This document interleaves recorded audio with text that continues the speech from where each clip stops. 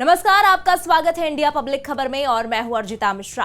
देश भर के कई राज्यों में चल रहे चुनावी दंगल के बीच एक बार फिर वक्फ अमेंडमेंट बिल को लेकर सियासी उथल-पुथल मच गई है और इस बार बीजेपी की लीडरशिप में केंद्र की एनडीए सरकार के सिंहासन पर भी संकट के बादल गहराते नजर आ रहे हैं, क्योंकि लोकसभा चुनाव के बाद बहुमत पाने से चूकी बीजेपी के लिए किंग मेकर साबित हुई नीतीश कुमार की जनता दल यूनाइटेड यानी जेडीयू और चंद्रबाबू नायडू की तेलुगु देशम पार्टी यानी कि टीडीपी ने अब केंद्र सरकार को पशोपेश में डाल दिया है। और ये मामला भी कुछ ऐसा पेचीदा होता जा रहा है जिस पर दोनों ही पार्टियों का स्टैंड बीजेपी के एकदम खिलाफत में जाता दिखाई दे रहा है, जिससे सरकार में न सिर्फ हलचल तेज हो गई है बल्कि केंद्र की एनडीए सरकार के गिरने के कयासों को भी हवा मिल रही है।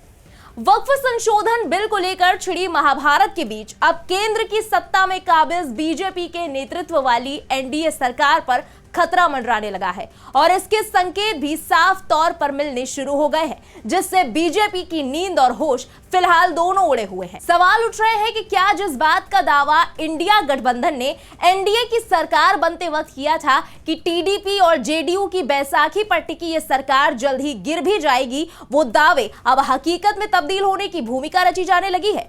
क्या टीडीपी और जेडीयू अपना समर्थन वापस लेने वाले हैं और क्या वक्फ संशोधन बिल इस सरकार के गिरने की बड़ी वजह बनने वाला है? जानते हैं सब कुछ सिलसिलेवार तरीके से इस स्पेशल रिपोर्ट में। असल में जमीयत उलेमाए हिंद ने वक्फ संशोधन विधेयक के खिलाफ अपने अभियान को तेज कर दिया है।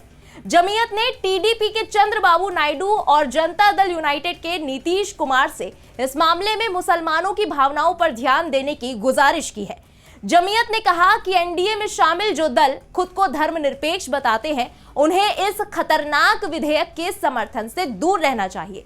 जमीयत उलेमाए हिंद के अध्यक्ष मौलाना अरशद मदनी ने बीते दिन वक्फ बोर्ड संशोधन पर अपनी प्रतिक्रिया दी। दिल्ली के इंदिरा गांधी स्टेडियम में जमीयत उलेमाए हिंद के संविधान संरक्षण सम्मेलन की अध्यक्षता करते हुए मौलाना अरशद मदनी ने कहा कि मुल्क में मौजूदा फिरका परस्त जहनियत है। वक्फ बिल एक जरूरी मुद्दा है। हुकूमत जिन बैसाखियों पर चल रही है, उन बिहार के सीएम नीतीश कुमार और चंद्रबाबू नायडू को दावत देता हूं कि मुसलमानों के जज्बात इससे कितना जुड़े हैं, ये वो अपने बंगलों में बैठकर कभी नहीं समझ सकते। इस दौरान अरशद मदनी ने टीडीपी और जेडीयू को चेताते हुए कहा कि अगर ये कानून पास हो गया तो फिर जिन बैसाखियों पर बैठकर मुल्क में बीजेपी हुकूमत कर रही है तो उनकी भी जिम्मेदारी होगी। इस बिल के अंदर जहर पड़ा हुआ है जो मुसलमानों को नुकसान पहुंचाएगा। मदनी ने आगे कहा कि दिल्ली में बहुत सारी मस्जिदें हैं जिनमें से कुछ 400 से 500 साल पुरानी है। भारत में एक वर्ग है जो इन मस्जिदों पर कब्जा करना चाहता है। 500 साल पुराने दस्तावेज कौन पेश कर सकता है? कानून कहता है कि वक्फ की जमीन पर बनी कोई भी मस्जिद वास्तव में वक्फ है। यही नहीं, जमीयत उलेमाए हिंद का दावा है कि 24 नवंबर को पटना में जमीयत की तरफ से वक्फ संशोधन बिल के खिलाफ एक बड़े जलसे का आयोजन किया जाएगा, जिसमें बिहार के सीएम नीतीश कुमार भी शामिल होंगे। वही खबरें ये भी है कि 15 दिसंबर को आंध्र प्रदेश में जमीयत के होने वाले जलसे में चंद्रबाबू नायडू भी शामिल होने वाले हैं। अब यहाँ बड़ी बात यह है कि जिस कार्यक्रम के दौरान अरशद मदनी ने यह बयान दिया, वहां खुद टीडीपी के उपाध्यक्ष भी मौजूद थे, जिन्होंने खुले मंच से टीडीपी का स्टैंड रखते हुए वक्फ संशोधन बिल की मुखालफत में आवाज उठाई। दिल्ली में आयोजित भारतीय संविधान सुरक्षा सम्मेलन में टीडीपी के उपाध्यक्ष नवाब जान उर्फ अमीर बाबू ने कहा कि वक्फ संशोधन बिल को नाकामयाब कराने के लिए आगे बढ़ना है। भारत की बदकिस्मती है कि पिछले 10 से 12 साल में यहाँ वो हुआ जो नहीं होना चाहिए था। हमारे चंद्रबाबू नायडू सेकुलर जहन के इंसान हैं। वो हिंदू और मुसलमान को एक ही नजर से देखते हैं। उन्होंने कहा कि चंद्रबाबू नायडू ने कहा है कि जिस धर्म का जो भी बोर्ड है उसमें उसी धर्म के लोग होने चाहिए। हम ये वक्फ संशोधन बिल नहीं लाने देंगे। जरा आप भी सुनिए उनका ये पूरा बयान। आज वक्फ जो बिल लाने के जो सेंट्रल हुकूमत तो कोशिश करती है, वो कोशिश को नाकामयाबी के लिए हम सब लोग एकता से आगे बढ़ना है।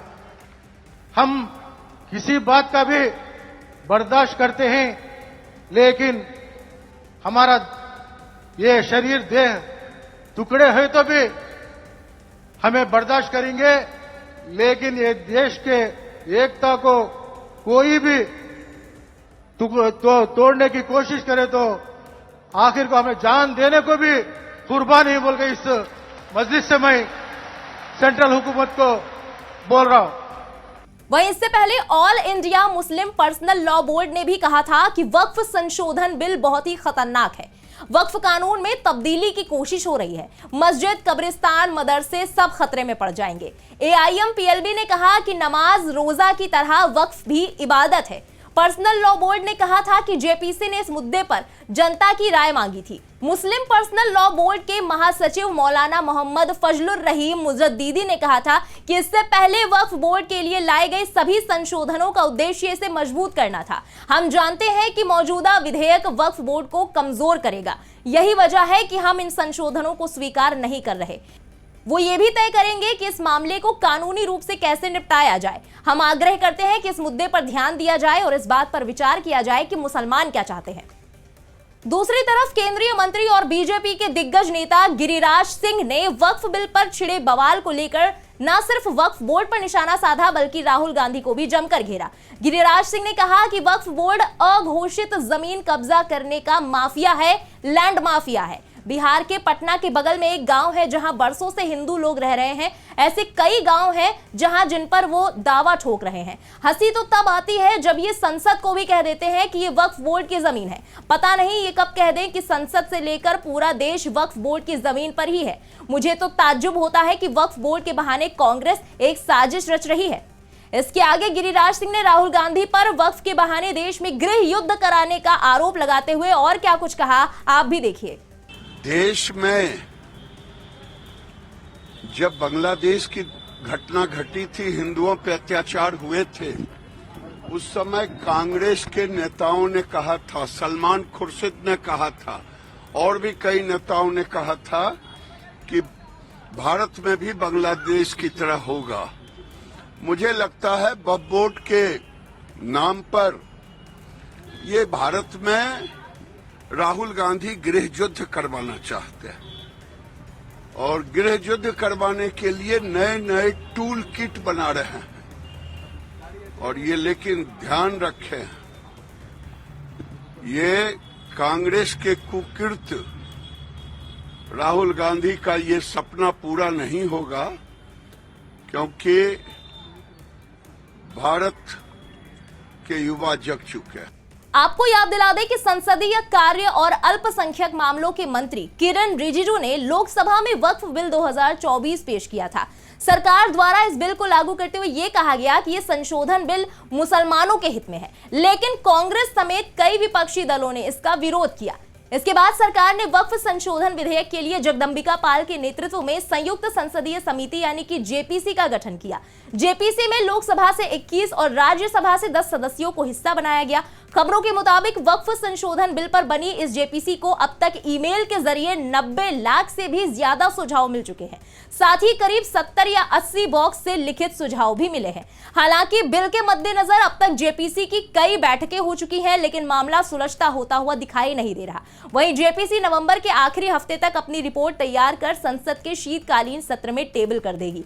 इससे पहले वक्फ पर बनी संयुक्त संसदीय समिति एक हफ्ते में 5 राज्यों का दौरा कर स्टेक होल्डर्स के साथ बैठक करेगी। वक्फ संशोधन बिल 2024 पर पब्लिक कंसल्टेशन के लिए समिति का ये आखिरी दौरा होगा। इसके चलते समिति 9 नवंबर को असम का दौरा शुरू करेगी। इसके बाद 11 नवंबर को समिति ओडिशा का दौरा करेगी। फिर कोलकाता, पटना और लखनऊ का दौरा समिति करने वाली है। चलते चलते आपको यह भी बता देते हैं कि आखिर वक्फ बोर्ड क्या है और वक्फ संशोधन बिल को लेकर हंगामा क्यों इतना मचा हुआ है। दरअसल वक्फ अरबी भाषा का शब्द है। वक्फ उसे कहते हैं जब कोई अपनी इच्छा से कोई धनराशि या कोई चीज अल्लाह के नाम पर समर्पित कर देता है। बता दें कि कोई भी मुस्लिम अपनी संपत्ति वक्फ को दान कर सकता है। कोई भी संपत्ति वक्फ घोषित होने के बाद नॉन ट्रांसफरेबल हो जाती है। भारत में वक्फ की अवधारणा दिल्ली सल्तनत के समय से चली आ रही है। साल 1923 में अंग्रेजों के शासनकाल के दौरान मुसलमान वक्फ अधिनियम इसे रेगुलेट करने की पहली कोशिश थी। साल 1954 में स्वतंत्र भारत में वक्फ अधिनियम पहली बार संसद की ओर से पारित किया गया। साल 1995 में इसे एक नए वक्फ अधिनियम से बदला गया, जिसने वक्फ बोर्डों को और ज्यादा शक्ति दी। शक्ति में इस इजाफे के साथ अतिक्रमण और वक्फ संपत्तियों के अवैध पट्टे और बिक्री की शिकायतों में भी बढ़ोतरी हो गई। वहीं साल 2013 में अधिनियम में संशोधन किया गया, जिससे वक्फ बोर्डों को मुस्लिम दान के नाम पर संपत्तियों का दावा करने के लिए असीमित अधिकार प्रदान किए गए। संशोधनों ने वक्फ संपत्तियों की बिक्री को असंभव बना दिया। इसके बाद बीते दिनों संसद में एक नया विधेयक लाया गया जो कि 1995 के वक्फ कानून में बदलाव करेगा। इसका मकसद वक्फ बोर्ड के कामकाज में ट्रांसपेरेंसी लाने के साथ महिलाओं को भी इन बोर्ड में शामिल करना है।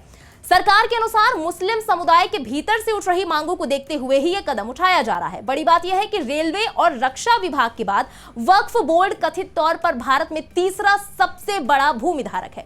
वक्फ बोर्ड भारत में लगभग 9,40,000 एकड़ में फैली 8,70,000 संपत्तियों को नियंत्रित करते हैं, जिनकी अनुमानित कीमत करीब 1,20,000 करोड़ रुपए है।